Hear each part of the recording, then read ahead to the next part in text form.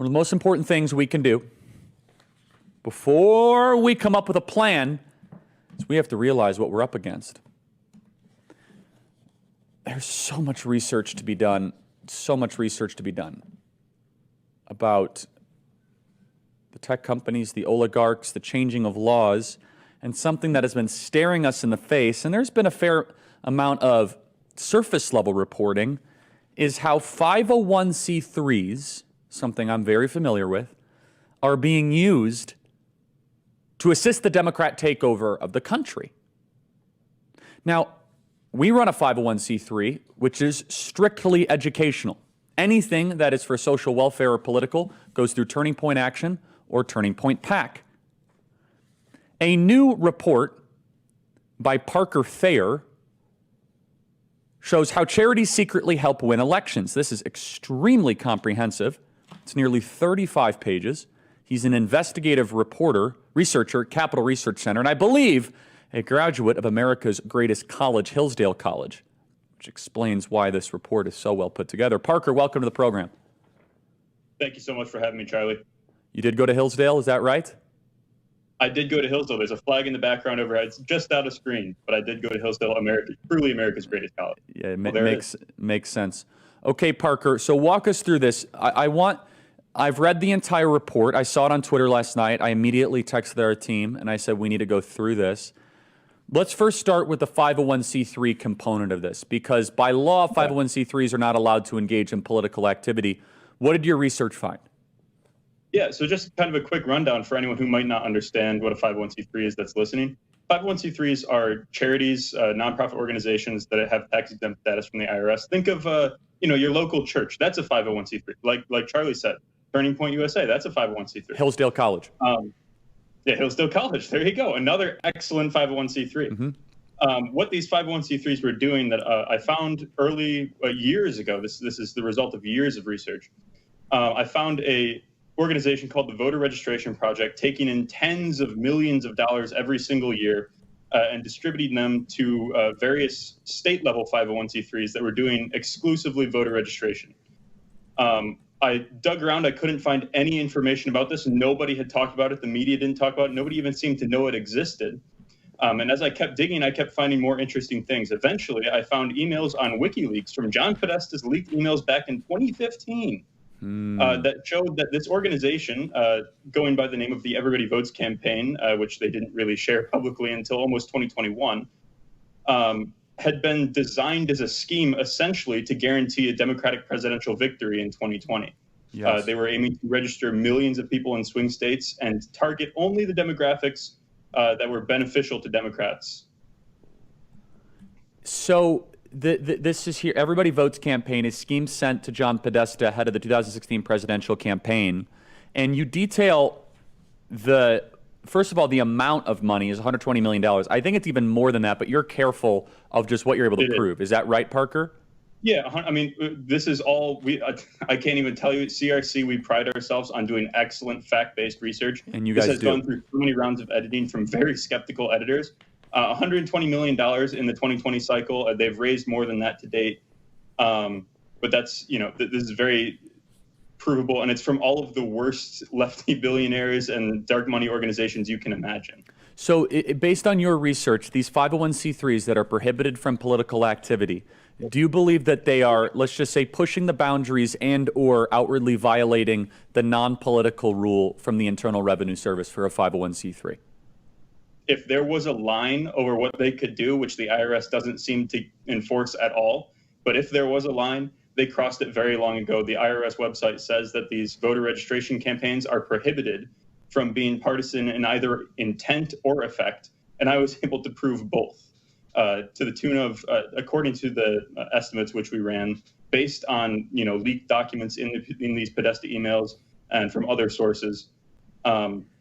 This campaign generated somewhere in the range of 1 to 2 million votes for Democrats in the 2020 cycle. And 1 to 2 million votes in Nevada, Arizona, Colorado, Florida, Georgia. But let's be more specific. Florida, I don't think they spent as much money. It's mostly Arizona, Georgia, Pennsylvania, Wisconsin, Michigan. Is that correct? Michigan a little less so, but okay. Yeah. It's exclusively swing states. They weren't, the campaign is called Everybody Votes. They didn't care about everybody's vote. They only That's such cared a good about point. swing state votes and only Yes. the votes that would So if benefit it the was, Democrats. yeah, if it was everybody votes, why weren't they doing voter They weren't registration in registering people in Louisiana? Alaska. Yeah. They weren't in Oklahoma. Yeah, I mean, so this is, I want to read part of your report. By the way, this is what people say, Charlie, where do you spend your money? I love Capital Research Center. All these DC think tanks, most of them are a waste of time. This is a report that will result in good things, because now we have the data, right? No more guessing. So I want to read this. This House is Ways and Means Committee is already proposing no, I changes. saw that, and I have some feedback. They got to be careful to make sure those rules aren't wrongly enforced against the right, but that's a separate issue. But no, I saw Schweikert's letter. It's mostly good. Yeah. By the way, before I read this, in Schweikert's letter, foreign people might be funding this stuff. Is that correct? Exactly. People like Hans-Jörg Wyss, if you've heard of him. Yeah, the Swiss guy. He's this $4 billion crazy person from Switzerland who is funding 501c4s as well, right, Parker? Not just C3s. We'll get to the C4 in a second. Yeah, he's the left's dirty little secret. They don't want anyone talking about him. Exactly right. Tell us about him. No, riff on that. Oh yeah. So Hans-Jörg Wyss, he made his money as the I believe president and CEO of a company named Synth USA. They got in a lot of trouble for running illegal medical experiments, but he made millions of dollars and was then, I think, billions of dollars even, and was eventually around 2009 was caught making illegal campaign contributions to Democrats, even though he was not a U.S. citizen, doesn't even have a green card, according to his SEC filings. But he uses these 501c3s and 501c4s that we're talking about to put tens of millions of dollars into U.S. politics in unbelievable ways every single year. He does not have a U.S. passport, just so everyone is clear. This guy is not a green card holder. He doesn't have a U.S. passport. He's a foreigner who pumps money into domestic 501c3, 501c4 organizations. Hundreds of millions of dollars, correct, over the last decade? Yeah. Well, and wouldn't you know it, this guy's foundation, that email I talked about where I found this initially from Podesta, this guy's foundation, Hans-Jörg Wyss's foundation, was the one who initially sent him this idea for the VRP in the first place. Extraordinary. And you're the only one that I've seen that has connected the Podesta stuff. By the way, Podesta just so happens to be running a press conference today. So I want to read this. This is the tough research. Again, this is public, but this takes hundreds of hours of consolidation. The Billionaire Club comes from Susan Thompson Buffett Foundation, the private foundation of Warren Buffett. $5 million. Foundation to Promote an Open Society endowed by George Soros, over $10 million. Then Register America is a 501c4. Now, 501c4, they're more in safe harbor for political involvement and social welfare. But you have the Civic Participation Action Fund, the Wallace H. Coulter Foundation for deceased billionaire founder, the JBB Foundation, PB Foundation for billionaire Barbara Pickauer and her late husband. Go on and on and on. You have pages of this. It's striking how the party, allegedly, of the little guy has so many billionaire oligarchs pumping millions of dollars of dark money into it. Yeah. These 501c3s are the left's, they're their artillery battery that's just sitting back there delivering unbelievable amounts of money to the left's causes. According to the CRC studies, studies that we've done of the spending in these 501c3 areas where billionaires, private foundations, and things like that are putting money into politics, the left's 501c3 power, money-wise, outnumbers the right almost 3-1. Yes. This is where the money is really moving in American politics. This is what's so important, everybody. And so you look at, by the way, they always project, right? So ProPublica, a bunch of interesting people, they wrote a piece on Turning Point USA. Yeah, they wrote a piece on us 3 years ago trying to insinuate that we weren't following 501c3 law. Not true, right? But they go hostily aggressive against anything on the right. By the way, we do stuff on high school and college campuses, strictly educational, all that stuff. And we have a C4. And yet they won't even lift a finger to look into this. And so let's talk about, we have 2 minutes and then I'll talk about it at the break, the consultant part of this. Tell us about it. So around 2020, I believe the number was about $20 million, if I'm remembering correctly.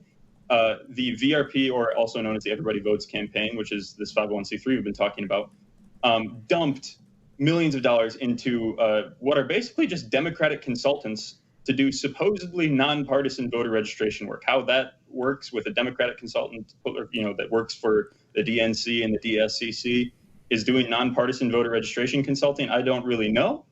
But, one of those consultants that's been in the news lately is GBI Strategies, which got in some trouble in Michigan recently. I don't know if you've heard about that. Oh, we did. We covered it. Yep. Yeah, GBI Strategies. The only person who paid them more than the VRP was the DSCC, as far as I can find, which is the Democratic Senatorial Campaign Committee.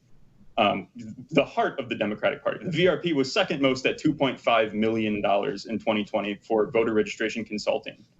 And we know that the VRP was working and active in Michigan because they gave to other organizations in Michigan as well. So these organizations obviously have a political intent. And you put here on page 16 how charities secretly help win elections. Guys, let's put this up on charliekirk.com. It's Capital Research Center. Sophisticated, planned, and partisan. Assembled here for the first time, the evidence shows that Everybody Votes campaign was the largest, most partisan charitable voter registration effort in American history. 30 seconds, Parker. We'll pick it up. Is this now happening again in 2024? Have they slowed down? Absolutely. They already have hired employees. They have 30 employees. I think the new director is the former director of the Wisconsin Democratic Party. So they are ready for 2024. They're already hiring up.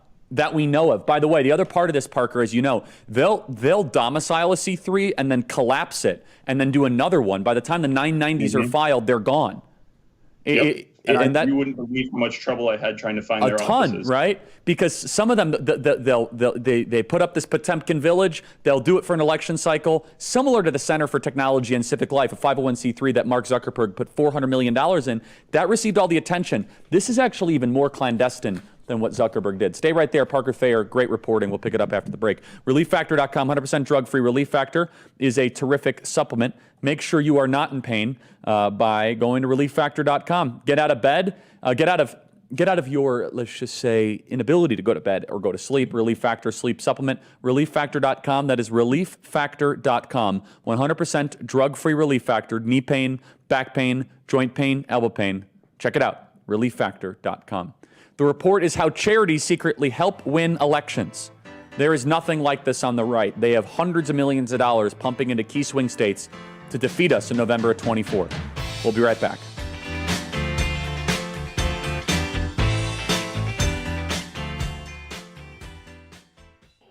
That there must be distinctions between things that we deem holy. Think about how many things in society that used to be holy that aren't. The American flag being one of them. Used to be where you wouldn't even dare think about burning a flag, putting it on the ground. Now you can just see it kind of cast aside. The new holy object is the trans flag. And you can't profane that. What would happen if you profane the trans flag, James? You go to jail. You in some countries you will. Hate crime. Hate crime. Every society needs something holy. And the holy and the ethical are directly tied together, and I'll prove it to you. Leviticus has all these rules. You're like, goodness, what the priests wear and what you eat and shellfish. And then boom, out of nowhere, Leviticus 19, love your neighbor as yourself. How many Christians know that when Jesus said all the laws of the prophet hang upon these two things, love your God with all your soul, strength, and mind, and love your neighbor as yourself? Because the holy and the ethical are directly related. If you do not have the holy, you cannot have the ethical. The Hebrew word for holy is separate, different, protected. If you don't have distinctions, by definition, you cannot have rules for life. James, final thoughts. Well, I mean, they call themselves progressive, but what they are is transgressive, and that's exactly what they're transgressive of. They are trying to elevate the profane, and the way that they do that is by trying to inject they call this progress, but what they're doing is injecting some profanity into that which is holy over and over and over again. This is called transgression. It is not called progression. And that is actually one of the chief deceptions, and I say that with a capital D, that they possibly could foist on humanity. Then they follow that up. If you ask me what would happen if you were to profane the trans flag, they come at you and call you a transphobe, and that you committed a hate crime. In other words, they are capital A accusers. So you have deceivers who become accusers the second you call out their lies for what they are. And so again, I circle back to the big point, Charlie. You asked me, would the devil create these things?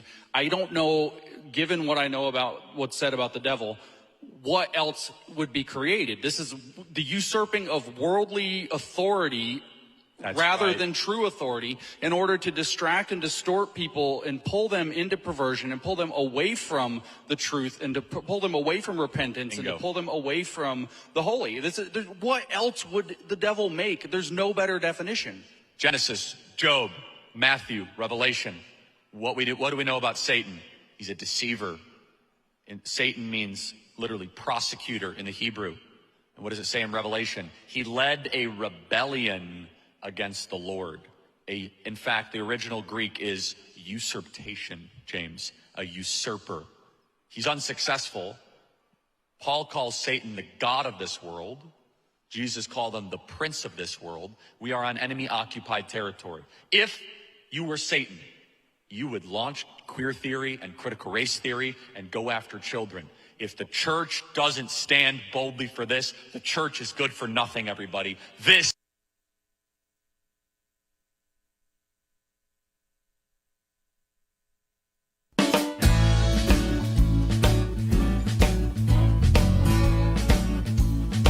Welcome back, everybody. Email us freedom@charliekirk.com. With us, Parker Thayer. How charities secretly help win elections. Parker, walk us through the timeline. Yeah. So back in 2015, like I mentioned before the break, John Podesta was receiving emails from Hans-Georg Wyss's foundation. He's a non-American Swiss billionaire, not a citizen. And his foundation is bouncing around ideas for how they can help civic participation among minority communities. What they really mean is how they can help Democrats vote. And the way I know this is because in the documents that they sent, they had catalogs of how they could break up and get out non-white, that's the exact words they used, non-white votes in swing states. They had charts and tables, and they counted up the votes like they were counting livestock. And then they proceeded to develop this plan. It went through a few phases of development and eventually it got the name the Everybody Votes campaign. It starts getting money in 2016. They're raking in tens of millions of dollars a year and starting to send out voter registration money to organizations in 8 key swing states around the country. And eventually, under the name Everybody Votes campaign, it gets around to, who of all people, but Sam Bankman-Fried's mom. Sam Bankman-Fried's mom runs a PAC called Mind the Gap. They sent this memo about the Everybody Votes campaign out to all of their billionaire donors in Silicon Valley and elsewhere. And they told their donors, don't waste your time giving money to PACs and political campaigns and candidates. That's useless. Give it to these 501c3s instead, because they're way more effective. In fact, the number was 4 to 10 times more cost effective at generating net additional Democratic votes when compared to PACs and candidates. What message is this that you found where they said this? Yeah, so this is a memo from a PAC called Mind the Gap, which is Sam Bankman-Fried's mom's PAC. So the PAC is saying give to C3s instead. Yeah, exactly. They sent a memo to all of their donors, and it got leaked by an excellent reporter called Teddy Schleifer. Apologies if I mispronounced that name. He found this memo, and it basically showed Mind the Gap telling all their donors these C3s are the most effective things Democrats have to win the presidential election, and encourage them to give generously to it, but also to keep it a complete secret. And it remained a secret until about yesterday when the report came out about it. It would be interesting if a Republican AG would look at this. Are there any laws that are being broken here outside of federal, charitable guidelines? As with most campaign finance things, it's very, very dubious. The IRS has rules that say that nonprofit organizations doing voter registration aren't allowed to be partisan in either effect or intent. So even if they didn't intend to and they had the effect of producing a partisan result with their voter registration efforts, that would be, presumably crossing a line. Now, the IRS has turned a blind eye to this stuff for a super long time. If you recall, Obama's first job was community organizer for Project Vote, which did the same thing. Right. Stacey Abrams, the New Georgia Project, which got in trouble for violating these laws, actually. Her first job was also a voter registration organization. So what's really, I have to interrupt, we're low on time here, but I want to make sure I point this out, that you have this memo from Mind the Gap to Silicon Valley donors explaining how Everybody Votes campaign achieves its goal. This is in 2018. And then, just by coincidence, Parker, COVID happens and mass mail-in voting occurs. So they have this incredibly well-funded infrastructure. Let me ask the question in a specific way. Did it benefit the Democrat Party's investments in these 501c3s to go towards mass mail-in voting? I think you could certainly say it did. They did report that there were some difficulties involved with trying to get people to go out and knock on doors, but I think the net effect was very positive. Did the scheme work? Yes. By our estimates, it produced about 1 million, somewhere in the range of 1 million to 2 million votes. And that's using their own numbers, their own complex studies that they hired consulting firms to put together. Wait, so are C3s bragging that they got a desired political outcome? You know, that's the interesting thing. The whole time they were doing this, they didn't say a word. They didn't say a word about what they were doing. They were very quiet about it. And you'd think, hey, if they're a nonprofit who's proud of the work they're doing and they're proud of all of the minority voices that they're lifting up and registering, maybe they would have told somebody about it. But they didn't. In fact, they instructed people to keep it secret. It says a lot about them, I think. For those that don't know, 501c3s they issue tax deductions and they can receive foundation money, donor-advised funding. Capital gains is deferred if you donate stock, and so they go to these oligarchs and they actually get a tax advantage to then involve themselves to destroy the country. It allows the left to spend smartly and more. Parker Thayer, how charities secretly help win elections. Incredibly important research piece. Thank you so much. Thank you. Email us freedom@charliekirk.com and subscribe to our podcast. So many more stories that we will cover tomorrow. We have Newt Gingrich on the program tomorrow. You don't want to miss it. We'll be right back. We'll see you tomorrow.